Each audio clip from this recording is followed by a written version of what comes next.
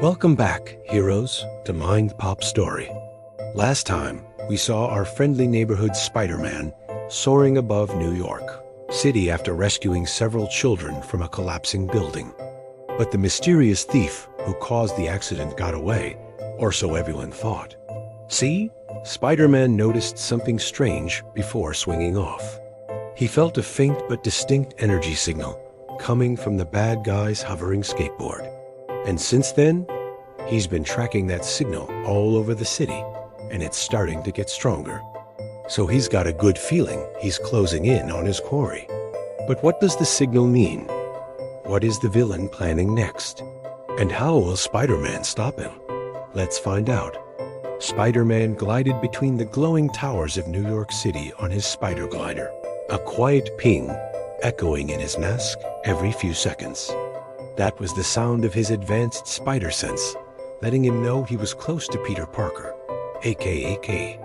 I mean, come on, those tights don't make sense.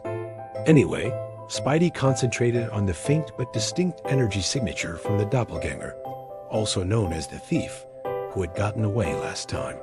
It was a little hard to focus though, because New York traffic was nuts. I mean, just look at this. A little further ahead, the signal tower shot up into the clouds above the city, like a shimmering column of energy and tech. At the very top, a pulsing blue orb was visible, even from this far away. "That's it," he said out loud, already turning toward the structure. "I can feel it." As he got closer, the regular city sounds faded away, replaced by the hum of the signal. As he reached the landing platform at the bottom, the hum grew louder. But Spidey didn't have time to figure out why. The moment his foot touched the platform, the ground exploded outward in a massive burst of energy.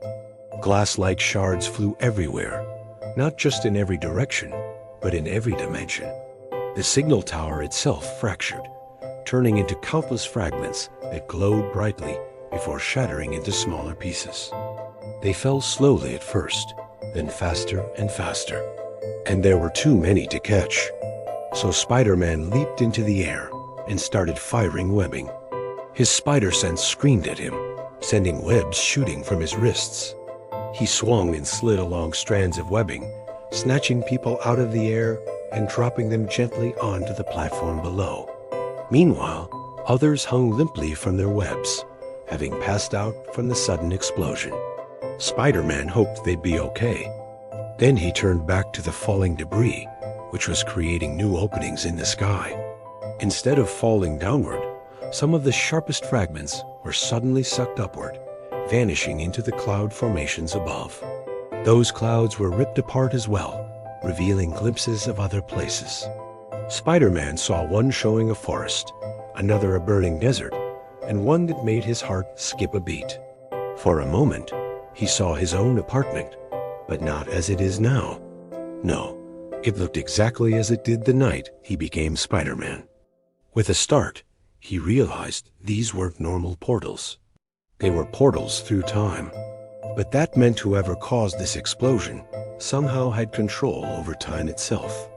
Wait, could that be the same supervillain who sent him that note after causing the accident at Midtown High? If so, that villain must have been the one who dropped the strange orb at the top of this tower. The fact that it was emitting a signal meant that this doppelganger must have technology inside of it. And that explosion must have been caused by whatever mechanism kept the orb charged. In other words, the doppelganger must have intended for someone like Spider-Man to land on the tower, inadvertently destroying the orb and causing all this chaos. Suddenly, a red message blinked inside his mask. Analyzing signal. Target identified. Initiating Protocol Omega. Did the doppelganger have a name for this plan? How did he know what Spider-Man was thinking? Was he actually controlling Spider-Man? All sorts of questions raced through the hero's mind. And just as suddenly, the transmission ended. "Wait, come back," Spider-Man shouted into his mask. "Who are you?" he called out. "Show yourself." But there was no answer except the wind whistling through the portals in the sky. There was only one reply. It came from inside his mask. A voice whispering over the radio. The threads have frayed, and the weaver is no longer alone. Then silence. Spidey tightened his fists. Who else is here? He asked into the void. Now that he thought about it, he did remember seeing two figures fleeing the scene of the accident at Midtown High, not just one. And if they both had powers like this, that would explain a lot. They could be behind all the robberies from the last few weeks, all the crazy accidents, everything. Whoever you are, why are you doing this? He asked, his voice echoing. There was no answer. Spider-Man turned his attention back to the sky. The portals were closing. Most of the debris had fallen away, leaving only a few large chunks drifting slowly downward. But the sight of those flickering windows had shaken him to his core. In all his years fighting crime, he'd never seen anything quite like this. Time travel, alternate dimensions. This was stuff that belonged in comic books, not real life. Then again, maybe he was the one who didn't belong here. Maybe he was the one who was dreaming, who had somehow slipped through a portal into this alternate version of reality. If that was true, how could he get back home? What would happen if someone else slipped through the portal after him? Would this world cease to exist? Or worse, would he cease to exist? As he watched the last of the portal fragments fade from view, Spider-Man knew one thing. Whoever had done this hadn't just planned it all out carefully. They'd wanted him to see this vision, to know what was happening. But why? What was their game? He didn't want to jump to conclusions, but he had a feeling that this doppelganger had something to do with the death of his Uncle Ben. He wasn't sure how, but he would find out. With a determined nod, Spider-Man swung away from the signal tower, back out into the bustling streets of New York City, where millions of people live their lives blissfully unaware of the danger lurking in the shadows. He knew he couldn't save everyone. He knew that even with great power, sometimes things would slip through his fingers. But he also knew that the battle for good and evil, light and dark, was never really over. Every choice mattered.